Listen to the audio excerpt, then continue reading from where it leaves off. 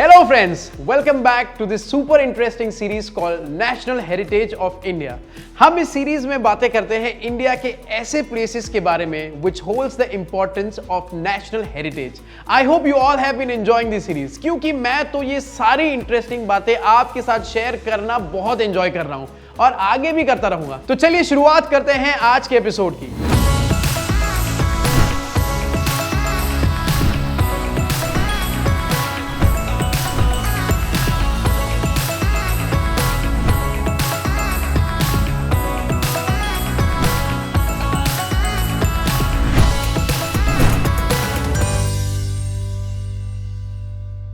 आज की प्लेस के बारे में बातें करने से पहले I would like to share something with all you friends. हम इंडियंस के लिए फेस्टिवल्स के साथ साथ कैलेंडर में और 2 दिन का बहुत ही इंपॉर्टेंस होता है।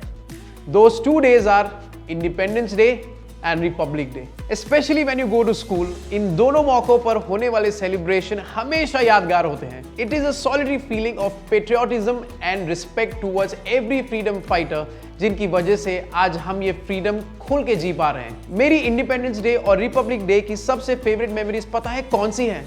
When I was in school, I used to enjoy the celebrations. But मैं हमेशा इसी इंतजार में रहता था कि कब मैं घर आ जाऊं और टीवी पर आने वाले स्पेशल प्रोग्राम देख पाऊं, क्योंकि टीवी पर दिखाए जाने वाली स्पेशल परेड मुझे हमेशा से फैसिनेटिंग लगी है। अब इसमें रिप्रेजेंट किए गए हर स्टेट का परफॉर्मेंस देखने में तो मजा आता ही है, बट इस पूरे प्रोग्राम में रेड फोर्ट का जो ऑरा है ना, वो सिग्निफिकेंटली झलकता रहता है। Don't you agree? हमारे देश के इंडिपेंडेंस डे और रिपब्लिक डे प्रोग्राम्स की जान है रेड फोर्ट। और आज जिस प्लेस की हम बात करने वाले हैं वो है none other than red fort. So let's get to know interesting facts about this nationally recognized place. Red fort को लाल किला के नाम से भी जाना जाता है। It is a historic fort in Old Delhi. Delhi Mughal सल्तनत के लिए हमेशा से होम ग्राउंड रहा है।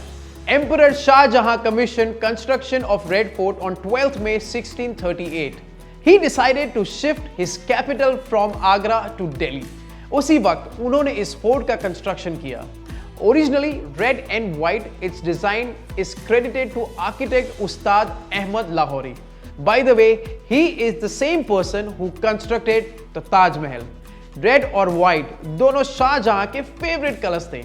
The fort represents the peak in Mughal architecture under Shah Jahan and combines Persianate palace architecture with Indian traditions. आज हमें ये फोर्ट जैसे दिखता है वैसे हमेशा से नहीं था। इसे हिस्ट्री में कई बार डिमोलिश करके फिर से कंस्ट्रक्ट किया गया है। Firstly, the fort was plundered of its artwork and jewels during Nadir Shah invasion of Mughal empire in 1739। Mughal emperors के रूल के वक्त डिमोलिशन होने के बाद फिर ब्रिटिश रूल में भी इसके कुछ पार्ट्स इन्वेड किए गए। Most of the forts marble structures were subsequently demolished following the Indian Rebellion of 1857. लेकिन इतने demolitions के बाद भी इस फोर्ट की चारों दीवारें undamaged रही and it was subsequently used as garrison. 15 अगस्त 1947 को इंडिया की first prime minister Jawaharlal Nehru ने इस फोर्ट के लाहौरी गेट पर इंडियन फ्लैग लहराया। अगर आप भी मेरी तरह इंडिपेंडेंस डे और रिपब्लिक डे का स्पेशल प्रोग्राम देखते हैं तो आपने देखा होगा कि हर साल रेड फोर्ट पर इंडिया के प्राइम मिनिस्टर द्वारा फ्लैग होइस्टिंग की जाती है और उसके बाद prime minister delivers a nationally broadcast speech from its ramparts. In 2007, red fort was designated a UNESCO world heritage site as a part of Red Fort complex. इसका नाम लाल किला क्यों रखा गया जानते हो? अगर आप रेड फोर्ट की दीवारों को देखो तो they are made from red sandstone. जब यहां रॉयल फैमिलीज रहती थी तब इसे ब्लेस्ड फोर्ट कहा जाता था। रेड फोर्ट यमुना नदी के किनारे बसा हुआ है। Its construction began in sacred Islamic month of Muharram on 13th May 1638। Shah Jahan की सुपरविजन में ये 6 अप्रैल 1648 को कंप्लीट हुआ। Unlike other Mughal forts, the Red Fort's boundary walls are asymmetrical, क्योंकि यहाँ सलीमगढ़ नाम का फोर्ट पहले से मौजूद था और नए कंस्ट्रक्शन में उसे भी अकोमोडेट करना था। The fortress palace was a focal point of the city of Shahjahanabad, which is present day Old Delhi. Shah Jahan's successor Aurangzeb added the Moti Masjid, which is also known as Pearl Mosque, to the emperor's private quarters. He constructed barbicans in front of the two main gates to make the entrance of the palace more circuitous. Mughal rule जैसे जैसे खत्म होने को आया वैसे red fort का degeneration होना भी शुरू हो गया. In 1739, Persian Emperor Nadir Shah easily defeated the strong Mughal army of around 2 lakh soldiers. He plundered the Red Fort, including the Peacock Throne. The Peacock Throne was a highlight of Red Fort. Nadir Shah returned to Persia after 3 months, leaving a destroyed city and a weakened Mughal empire to Muhammad Shah. फिर कुछ सालों बाद Maratha warriors ने मुगल सम्राटों पर विजय पाकर दिल्ली को अपने वर्चस्व में ले लिया. इसमें सिख वॉरियर्स का भी बहुत बड़ा कंट्रीब्यूशन था. बट जब पानीपत की लड़ाई वो हार गए, तब धीरे धीरे दिल्ली सल्तनत फिर से मुगलों के हाथ जाने लगी. 10 years later, the Marathas, acting on the behest and the mercenaries of exiled Emperor Shah Alam, recaptured Delhi from the Rohilla Afghans. Unfortunately, years later, Mahaji Scindia, the commander of the Maratha army, bowed to Mughal Emperor Shah Alam to demonstrate their submission to him again. Thus, Shah Alam was restored to the throne. In 1764, the Jat ruler of Bharatpur, Maharaja Jawahar Singh, attacked Delhi and captured the Red Fort of Delhi on 5th February 1765.